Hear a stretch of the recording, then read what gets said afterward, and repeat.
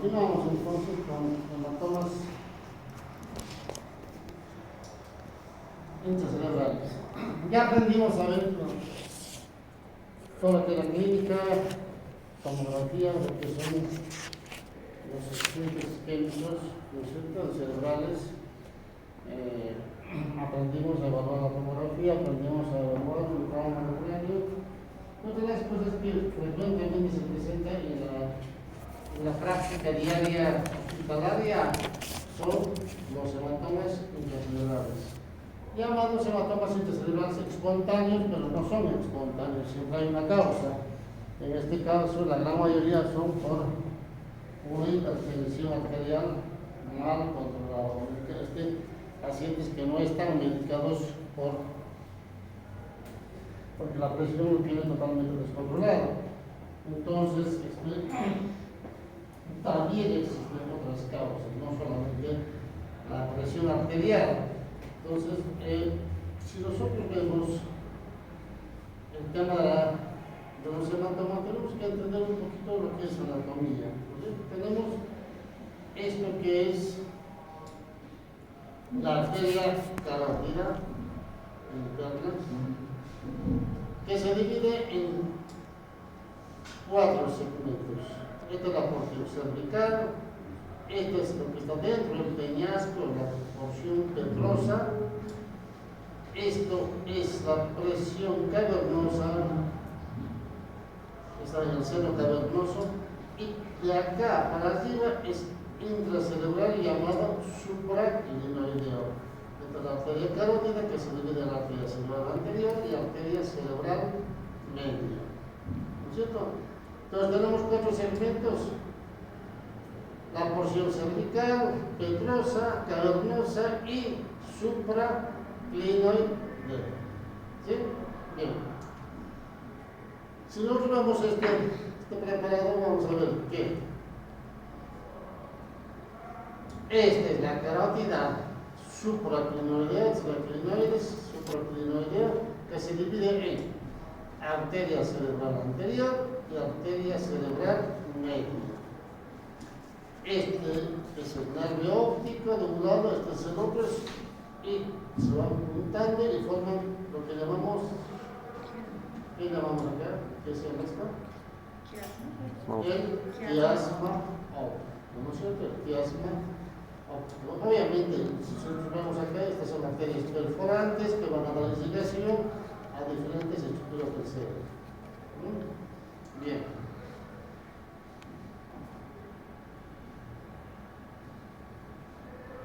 Dijimos que la arteria cerebral media es la arteria que da irrigación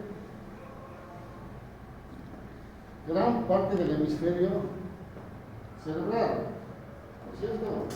Entonces, para entender el hepatoma intracerebral tenemos que entender que la arteria cerebral se divide en 4 segmentos desde la bifurcación. Una de ellas es el segmento esfenoidal, que está muy abajo acá. No lo vemos en este momento. Después tenemos esto, que estamos viendo que está separado, es la ínsula. La ínsula. Entonces tenemos la porción insular, el segmento insular, que es el M2. Después de esto, del segmento insular, pues la arteria hace un codo y empieza a subir hacia arriba. Ese segmento se llama el segmento opercular, el opérculo, segmento opercular. Y después tenemos todo lo que vemos en la superficie de la corteza, tenemos el segmento cortical, Entonces tenemos 4 segmentos: M1, segmento esfenoidal, M2 insular, M3 opercular y M4 cortical. ¿Sí? Nuevamente vemos acá un preparado anatómico del segmento M1. Este es la carótida, arteria cerebral anterior con su segmento A1, de la arteria cerebral media con su segmento M1, ¿no es cierto? M1. El segmento M1, ¿cómo se llama? ¿No es cierto? Pero ahorita, entonces fíjense ustedes, este es el segmento M1. Y obviamente acá tenemos nervio óptico y el quiasma. Y esto es el tracto olfatorio. Y es anterior, ¿no es cierto? Fíjense ustedes que acá tenemos al tercer par craneal, está muy pegadita a la arteria carótida interna, ¿no es cierto? Esta es la parte del lóbulo temporal, ¿no? Y acá tenemos la bifurcación de la arteria cerebral media y estas arterias pequeñitas que vemos son las arterias perforantes, las lentículo estriadas son las que van a dar por el sangrado de los hematomas intraparenquimatosos, ¿ah? Intraparenquimatosos, el lóbulo temporal y el lóbulo frontal. Este es el segmento M2. Fíjense ustedes, después de hacer este codo, entra a la ínsula, ¿no? Toda la ínsula. Entonces, todo esto que vemos acá es el segmento M2, el segmento M2, ¿no es cierto? Posteriormente tenemos todo esto que va a dar el codo para subir, todo esto tenemos al segmento M3, ¿no es cierto? M3 es esto que estamos viendo acá, todo esto, ¿no es cierto? Todo eso es el segmento M3, ¿ah? Llamado también segmento opercular, ¿no es cierto? El segmento opercular. Y tenemos al final, esto ya se cortó, parte de la corteza para mostrar lo que es el segmento M2, M3 que está subiendo y tenemos al segmento M4. Al fondo tenemos la ínsula. Al fondo tenemos la ínsula, ¿no es cierto? Bien. Entonces, esto es para mostrarles el segmento M2, M3 y M4, ¿no es cierto? Que va a dar exhibición, fíjese, a la gran parte de la superficie del cerebro, ¿no es cierto? Por eso que tenemos que saber, ¿no es cierto?, esta parte. Pero esto ya lo vimos, que se distribuye por segmentos la irrigación.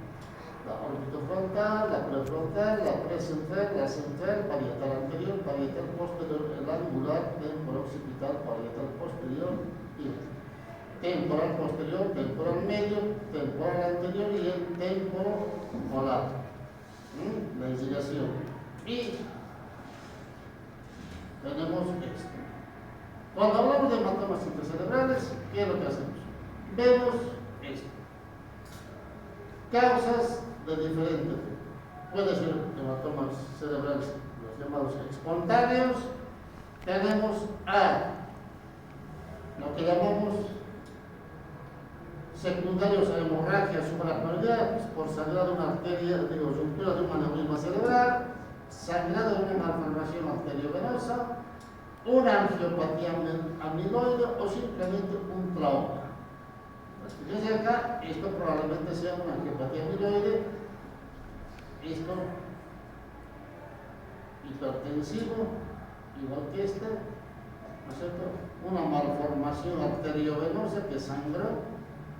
Entonces, fíjense que las causas son diversas cuando hablamos de hematomas intracerebrales.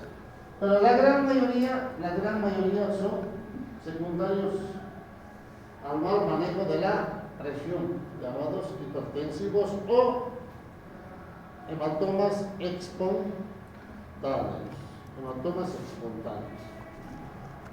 Ahora, Fíjense ustedes, la incidencia va desde 15 casos más o menos por 100.000 habitantes por año. O sea, cada tanto de los pacientes que van con un déficit neurológico al hospital, o es isquémico o es hemorrágico. Por eso que en la emergencia lo que dijimos es que es importante hacer una tomografía, no nos interesa hacer una resonancia, porque en ese momento nos interesa saber qué. Pues un sangrado, ¿no es cierto? Es un hematoma, pues algo isquémico, para tomar el conducta. Ahora, si después de eso vemos que no hay nada, probablemente pensaremos en un paciente que tuvo un accidente isquémico cerebral que está en curso, o probablemente sea un tumor que no se marca en la tomografía. Pues ahí se hará otros estudios después, pero en principio una tomografía no sirve para qué, para ver esto. Tenemos un hematoma de cápsula, ¿no es cierto?, o ganglios basales. Y en general, fíjense ustedes, se presenta durante el día. La gran mayoría de los pacientes que tienen hematomas intracerebrales. A diferencia de los isquémicos, se presenta la gran mayoría durante la noche. ¿No es cierto? Durante la noche. Pues cuando un paciente está despierto a reposar y tiene un déficit, lo primero que tengo que pensar es que probablemente sea un hematoma intracerebral, no isquémico. Puede ser, pero por estadística me da que este paciente que tiene un déficit, ¿no es cierto?, le va a dar un hematoma intracerebral. Y generalmente se relaciona con el aumento de la presión arterial, ¿no es cierto?, y del flujo sanguíneo cerebral.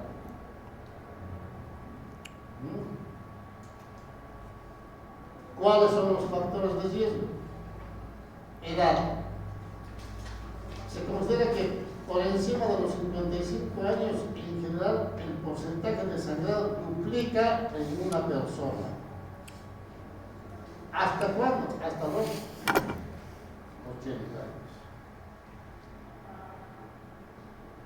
Sexo es más frecuente en varones. Raza, el mayor porcentaje se presenta en la raza negra, los orientales, ¿no es cierto?, y la raza blanca. Antecedentes de accidentes isquémicos, accidentes cerebrovasculares, de cualquier tipo. Un paciente que tuvo un infarto isquémico puede, el siguiente episodio, sangrar. ¿Por qué? Porque en general, cuando tienen un accidente cerebrovascular de causa isquémica, la tendencia actual es anticoagular. Si no los anticoagulan, por lo menos los dan, ¿no es cierto?, el tratamiento de antiagregación. Entonces ya alteran. ¿Qué es lo que alteran? ¿Ah?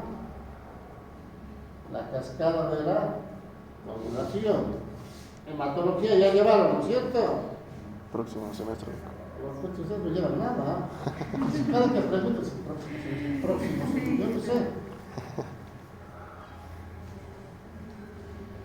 Entonces, fíjense ustedes que cuando alteran eso, y se eleva la presión, ¿no es cierto?, fácilmente puede sangrar y no hay nada que coagule, que haga un tapón. Entonces, el riesgo es alto. Y fíjense ustedes, el riesgo 23 veces. Entonces, es altísimo, ¿no? Nosotros vemos la tomografía esta, fíjense, un sangrado acá, ventricular si quieren, se metió al ventrículo, y fíjense todo esto, sangre en todos los ventrículos y no tiene surcos en la convexidad. Entonces, ¿qué significa eso? Que el paciente tiene signos de hipertensión intracraniana. está elevada a la PIC. ¿Cuánto es el valor de la PIC? Dijimos 8, 12. 15. Aquí no está 15. promedio de 10, 15. tolerable hasta 15. 15, ¿no es cierto? Menor de 15. Bien. Otros factores de riesgo, en general para los jóvenes, consumo de alcohol. Aprueban neurología, festejan 2 semanas.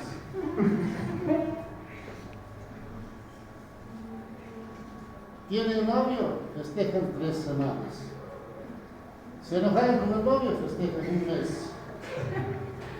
No sé si festejan o se deprimen, pero en serio, el consumo de alcohol en los jóvenes es alto. Es alto. Aunque uno diga que no. El tabaquismo, gracias a Dios, en este medio, en Bolivia, el consumo no es tanto. Pero uno va afuera, no sé, a otros países, el consumo es elevado, el consumo de cigarrillo. Entonces, son los factores que influyen bastante en el manejo de la presión, ¿no es cierto? Al principio, con el consumo de tabaco, los primeros años uno no siente. El problema es después. Porque el consumo de tabaco, ¿qué es lo que provoca la larga? ¿Qué provoca? ¿Le llevaron agua? Sí, entonces, ¿qué es lo que provoca? Tromboembolismo. ¿Ah? Tromboembolismo. En el pulmón.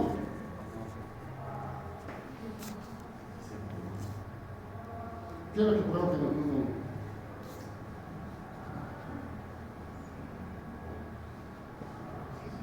Los enfisemas, ¿no es cierto?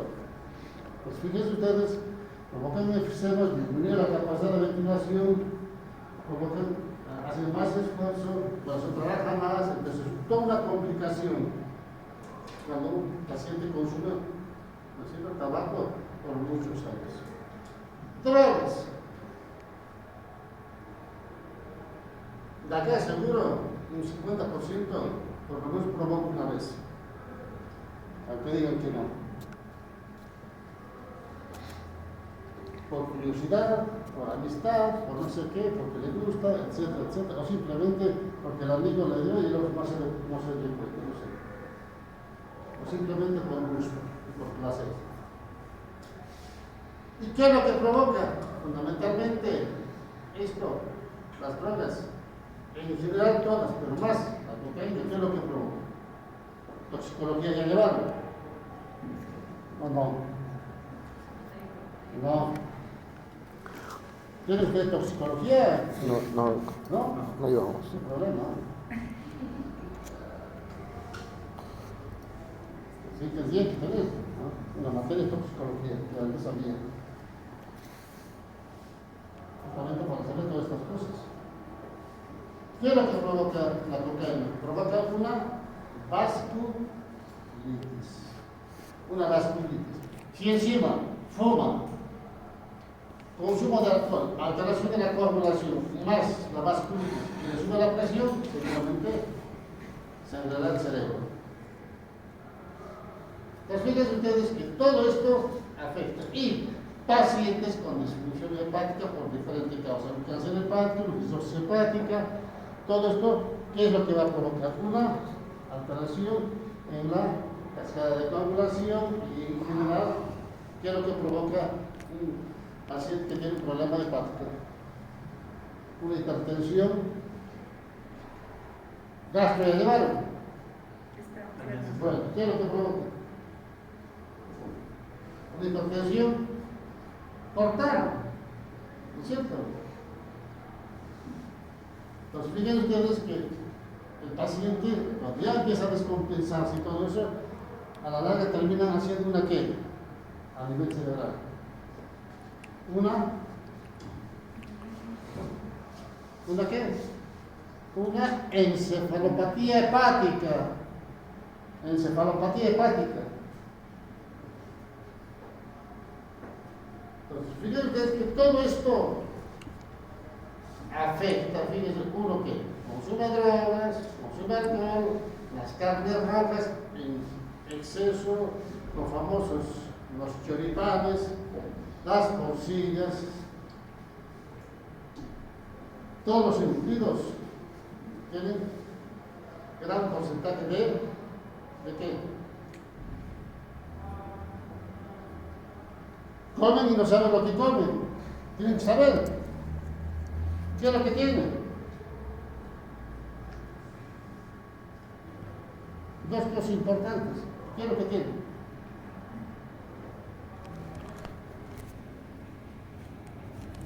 Grasa y sal. Vieron que cuando comen salado, ¿eso qué se hace? Aumenta la presión arterial. ¿Es cierto? Bien. Bueno, ya hablamos de las causas, hablamos de los porcentajes, ahora nos interesa saber esto. Ubicación de los hematomas. ¿Dónde están ubicados fundamentalmente? Fíjense ustedes que el mayor porcentaje, ¿dónde está? En ganglios de la base. 50%. ¿Qué es lo que afecta? ¿No es cierto? La cápsula interna, lobus pálido, ¿no es cierto? El cutáneo. 15% el tálamo. Después viene la protuberancia, porcentaje. Algunos dicen primero el cerebelo, al revés, este porcentaje. Algunos lo equiparan más o menos entre cerebelo y protuberancia. Pero más, en la experiencia personal, más se ve el cerebelo que en protuberancia. Tenemos otro porcentaje bastante elevado en lo que es la sustancia blanca. La sustancia blanca y hablamos de tronco cerebral, mesencéfalo, protuberancia y bulbo, porcentaje bastante bajo, ¿no? Entonces, fíjense ustedes. Cuando hablamos de hematomas intercerebrales, estamos hablando de hematomas a nivel de los ganglios de la base, al núcleo lenticular, cápsula interna. Después el porcentaje viene ¿qué? Los hematomas del tálamo, después viene el cerebelo, después viene protuberancia, ¿no es cierto? Y sustancia blanca, que es esto. Bien. Los hematomas globales es otra de las causas que se presentan a veces por sangrados en general, ¿no es cierto?, muy pegaditos a la corteza, por eso son globales, y puede presentarse a nivel frontal, parietal, temporal, occipital. Por eso se llama lobar, lóbulos. ¿No es cierto? Y estos tienen en general alguna causa, malformación arteriovenosa, ¿no es cierto? A veces angiopatía amiloide, y todos ellos, la gran mayoría son no traumáticos. Y cuando hablamos de hematomas lobales, tienen, digamos, comparando con los hematomas profundos que son los lenticulares y los del tálamo, tienen mejor pronóstico. ¿Por qué? Porque estos están afectando la corteza y una área de la corteza, mientras que cuando hablamos de los ganglios de la base, los hematomas lenticulares y del tálamo, afectan fundamentalmente todo lo que es la vía piramidal, cápsula interna. Entonces, cuando el paciente tiene hematomas profundos, en general tiene una hemiplegia, a veces aplasia, que eso, operados o sin operar, no lo van a recuperar. Pero en los globales, que son corticales, la gran mayoría corticales, a veces las estructuras son desplazadas por el hematoma. Están con una hemiplegia, si quieren, ¿no es cierto? Si no está dañada la cápsula interna, el tálamo, pero tienen el déficit, una vez evacuado el hematoma, el paciente tiene la posibilidad de recuperar el déficit. ¿Cuánto va a recuperar? No lo sabemos. Puede ser un 90%, 80%, 100%, 70%, pero recuperan. Mientras que los hematomas profundos, operando y sin operar, no recuperan. En general. ¿No es cierto? Bien.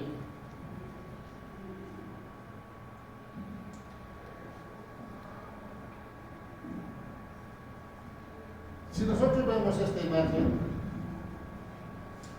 es un hematoma lobar. Entonces, si se opera, queda así. Fíjense cómo el cerebro va mejorando. ¿Y cuál es la causa en general cuando pasa esto? Es una miopatía amiloide. O a veces infartos isquémicos, que es lo que se transforma en hemorrágico. ¿Por qué? Hacen el tratamiento de revascularización y al revascularizar hacen sangrar. Entonces, algo isquémico se convierte en hemorrágico. Y otra de las cosas que vamos a ver es esto. Las metástasis tumorales muchas veces se presentan con sangrado. Algunas metástasis se presentan con sangrado. Y obviamente, si es cortical, en una persona joven como ustedes y tienen este hematoma, yo lo primero que tengo que pensar que es una malformación arteriovenosa, una malformación arteriovenosa. Y obviamente, si es basal o frontal, ¿no es cierto? Muchas veces por la presión de la ruptura de un aneurisma cerebral pueden provocar hematomas intracerebrales, hematomas intracerebrales. Y obviamente siempre están las famosas, son llamadas idiopáticas, de causa desconocida. Pero ya se los digo siempre que siempre hay alguna causa, porque si no, no se rompe. El tema es que cuando se estudia no se encuentra la causa en ese momento, se sigue estudiando. Y a veces estudiando encontramos la causa en algún momento. Pero en ese momento no encontramos ninguna causa y lo catalogamos como idiopático. ¿Sí? Bien. Cuando hablamos de cápsulas, de hematomas de cápsula interna, fíjense ustedes la diferencia de la anterior imagen. Estas son profundas. A veces son en volumen bastante, rompen, ¿no es cierto?, la pared del ventrículo y se meten al ventrículo provocando hematomas intraventriculares, ¿no es cierto?, hematomas intraventriculares. Pero a veces vemos de esta manera, solamente tocando los ganglios de la base. A veces comprimen, digamos, y desplazan la cápsula interna, ¿no es cierto?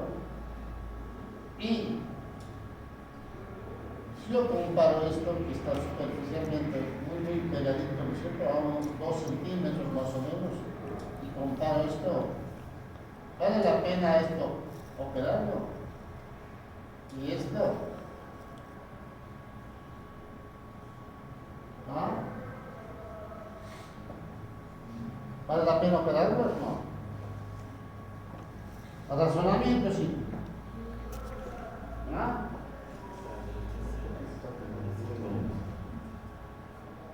¿Es que operamos?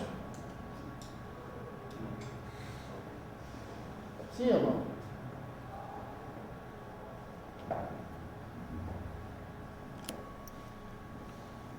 ¿Alguien dijo sí por ahí? ¿Alguien dijo no? Si es sí, ¿por qué? Si es no, ¿por qué? Sería más complicado porque está ocupando los dos lóbulos. Entonces el daño sería mucho mayor. Además que ya comprometió la función motora y no se puede recuperar esa revisión. Otra de las causas.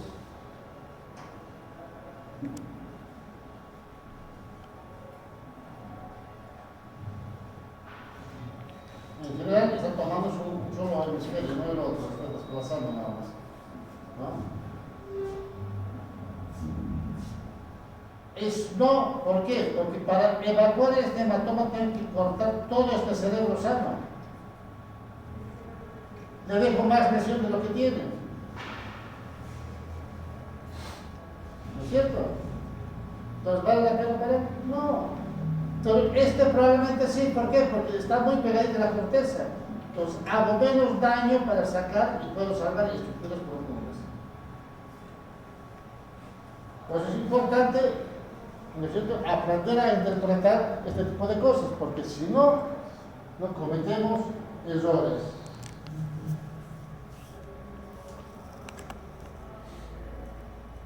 Este paciente, por ejemplo, ¿vale la pena operar? Sí. ¿Por qué? Porque está totalmente pegado a la corteza. La corteza ya está dañada. Lo único que tengo que hacer es abrir y meterme por esta zona que está dañada, sacar esto y dejar así. Pues fíjense ustedes que los hematomas se presentan de diferente manera, con diferentes características, en diferentes circunstancias, y uno tiene que tomar en cuenta todo esto para definir si se opera o no se opera. No todos los hematomas se operan y no todos los hematomas operados andan bien. Entonces, cuando nosotros hablamos de esto, ¿no es cierto? Este sí, es un hematoma lobar y este sí es operar. Entonces, metemos mano a la cabeza que los hematomas lobares sí se operan, los hematomas profundos talámicos no se operan.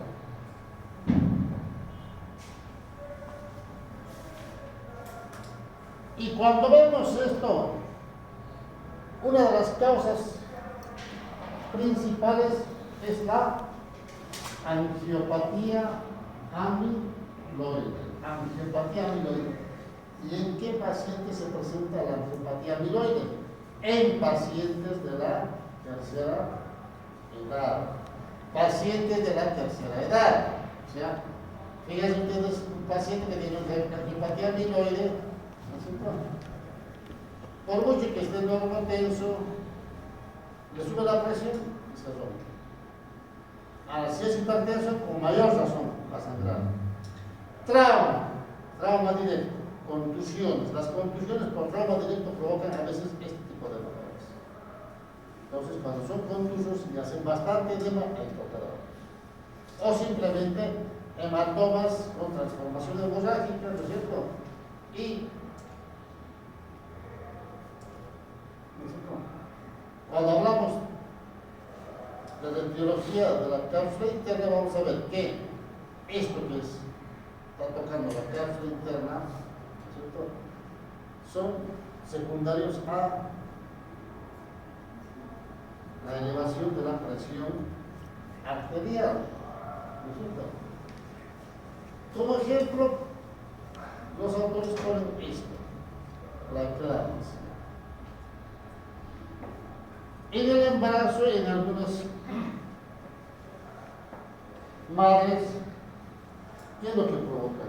El embarazo provoca aumento de la presión arterial por alguna causa. Entonces, por eso es que se pide cuando la mujer está embarazada haga sus controles prenatales periódicos mensualmente, a veces cada 15 días. Porque si está aumentada la presión, lo primero que tiene que hacer es un tratamiento dietético para bajar la presión. Si como eso no mejora, se hace tratamiento, digamos, hipertensivo, ¿no es cierto? Y si está mal controlado, ¿qué es lo que va a provocar? Cambios degenerativos dentro de los vasos sanguíneos. Y obviamente, a veces hay señoras, madres embarazadas, que no hacen control, y directamente se presentan en la etapa, digamos, del parto en el hospital. Claro, obviamente, como no tiene controles, no tiene antecedentes, es una persona joven, ¿Qué es lo que hace, señora? Puje, señora, puje, puje, puje. Hace. Entonces, toda maniobra de, ¿no es cierto?, de Valsalva, al pujar, ¿qué hacemos? Maniobra de Valsalva. Y la maniobra de Valsalva, ¿qué es lo que provoca? ¿Ah? ¿Ginecología llevaron? Tampoco. ¿Qué es lo que provoca la maniobra de Valsalva? Pero gastro llevaron, ya llevan cirugía, ya llevan, tienen que saber. ¿Qué es lo que provoca la maniobra de Valsalva?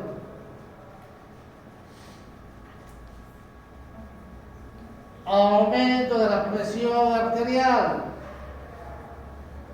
Si esta mujer embarazada está con preeclampsia o eclampsia y le hace empujar, ¿qué es lo que va a provocar? Mayor aumento de la presión. Cuando hay aumento de la presión, ¿qué es lo que va a provocar? La ruptura de las arterias retinoestriadas y estas, ¿no es cierto?, sangran y el paciente, ¿no es cierto?, nace el bebé y la madre no despierta. ¿Qué es lo que provocó? Sangrado intraparenquimatoso. ¿No es cierto? Los fíjense ustedes que hay que tomar en cuenta todas estas cosas. Estamos hablando de cosas de patología neurológica, pero siempre hay una causa clínica. Por eso les digo que tienen que aprender a razonar y volver a estudiar todo lo que estudiaron. Porque todo lo que pasa en el cerebro no es porque, por gracia del Espíritu Santo, que apareció ahí. No, secundario a algo sistémico. Solo los tumores primarios se presentan. El resto siempre es secundario a algo. Si ustedes no toman en cuenta esas cosas, siempre van a tener equivocaciones. Entonces, un aumento de la presión puede provocar hematomas. Era fundamentalmente. También un aumento del flujo sanguíneo cerebral, también. ¿Y en qué casos? Pacientes que están operados o los operan de las famosas endarterectomías. Porque para limpiar la carótida, ¿qué es lo que hacen? Ponen un clavo para que no llegue la circulación al cerebro, limpiar y después abrir. En ese cambio, ¿no es cierto?, en ese cambio hacen que aumente de golpe el flujo donde estaba obstruido o no llegaba. Entonces provocan sangrado. Pacientes que son operados, la parte cardíaca, fundamentalmente en los pacientes, digamos, infantes, pediátricos, y todo esto, ¿por qué?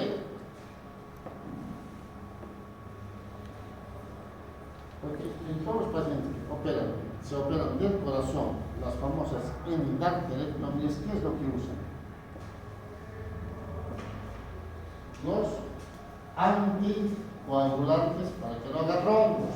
Y muchas veces, cuando no hacen el lavado correspondiente, el manejo correspondiente adecuado, muchas veces la anticoagulación se mete de golpe y provoca los famosos sangrados. Entonces, miren ustedes, la etiología para los hematomas sin cápsula interna tenemos secundarias a las famosas jaquecas, los ataques. Se me duele mi cabeza, pero no es la jaqueca en realidad es otra cosa. Seguramente tenía una malformación arteriovenosa o alguna otra cosa que no sé, que nunca se estudió y algún médico lúcido, es jaqueca, tómase aspirina. No. Gracias a ese médico, el paciente tiene ese hematoma. Espero que ustedes no sean sus médicos, ¿eh? Después de una operación de una malformación arteriovenosa, en manos expertas, una cirugía de una malformación arteriovenosa, el paciente anda bien, está curado. Pero en manos inexpertas, muchas veces no se seca totalmente la malformación y lo que queda a veces vuelve a sangrar. Después de hacer actividad física, aquellos que van al gimnasio no hacen 1 hora, sino 3 horas, 4 horas, 5 horas diarios y no se ponen, eso sí,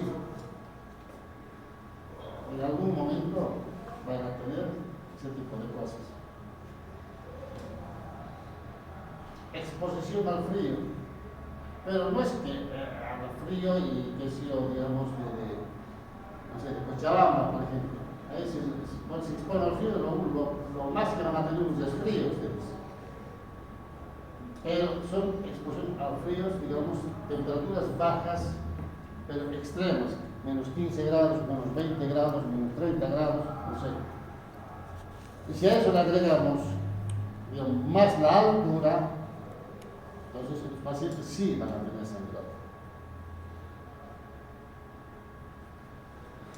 Las famosas vasculopatías. ¿Qué es lo que provoca las vasculopatías? En general los jóvenes, hace 5 minutos hablamos.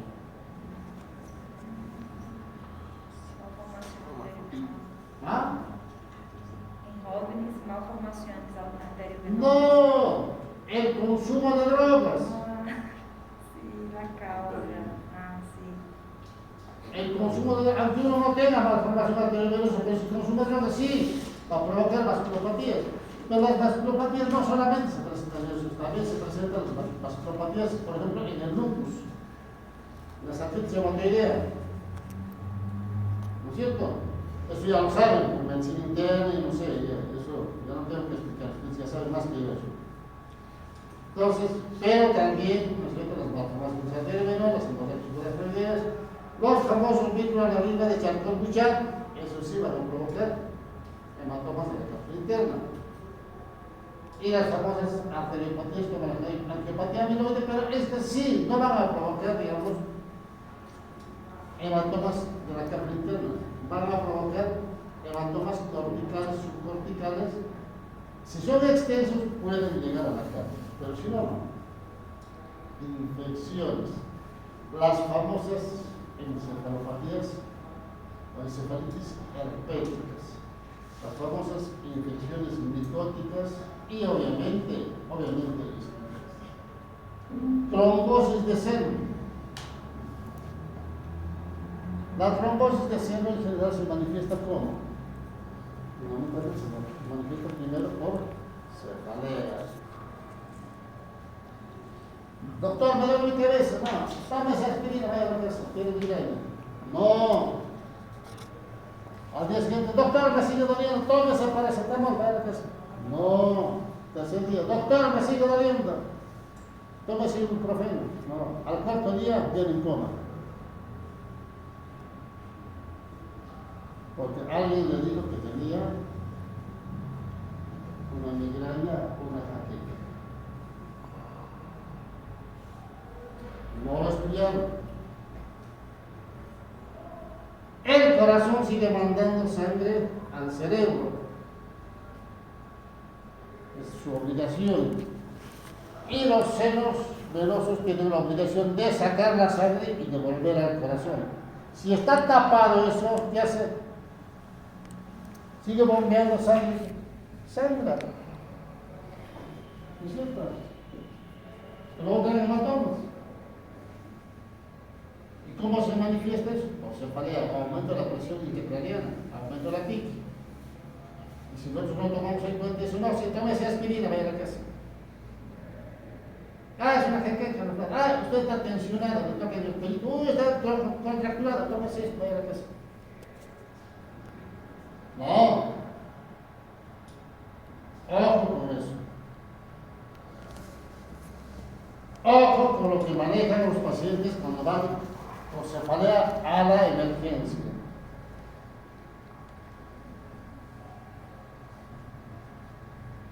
La gran mayoría de los pacientes que van con cefalea, el 90% salen con migraña, todos. Porque el médico se lo dijo, tiene migraña.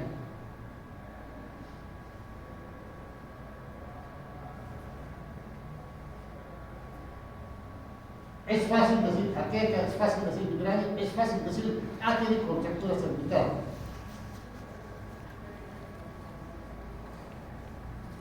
Cuando el paciente vuelve y tiene un hematoma, no sé. Yo no fui. Ojo con lo que dice. Por eso es que el paciente va y cree en el médico. Se supone que el médico no se puede equivocar. No puede mentir. Porque lo que dicen ustedes, el paciente cree. Si el paciente va a tener cefalea, señor, usted tiene cáncer.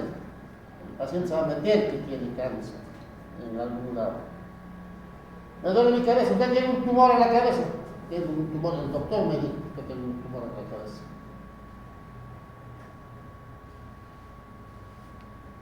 Ojo con lo que dice. Ojo con lo que diga. Por eso es importante tomar en cuenta este tipo de cosas. Porque si no lo hacen, mejor que se dediquen a cualquier otra cosa menos a medicina. Pueden dedicarse al comercio, a vender, lo que sea, porque en el comercio, en general, 90% miente. Le vendo este perfume, le vendo este, es el mejor, acaban de están mintiendo. ¿Con tal de qué? Le compras. Son mentirosos. Pero el médico no. Tiene que ser al revés, no tiene que mentir. Ustedes que empiezan a mentir o no estudian, dedíquense a otra cosa. Sean comerciantes, no sé, por ahí les va a ir mejor, sean empresarios, les va a ir mejor. Pero el médico no. El médico estudia, se quema las pestañas, tiene que decir la verdad y a veces es pobre. No gana dinero. Todo el mundo dice, así médico, pues, es millonario, no. Antes, en el siglo pasado, probablemente sí era millonario, ahora no. A veces el albañil gana más que nosotros, los médicos. Y todavía construyen mal nuestra habitación. Nosotros no, tenemos que decir la verdad. Así la verdad tenemos que estudiar. Muy bien, jóvenes, se termina la clase.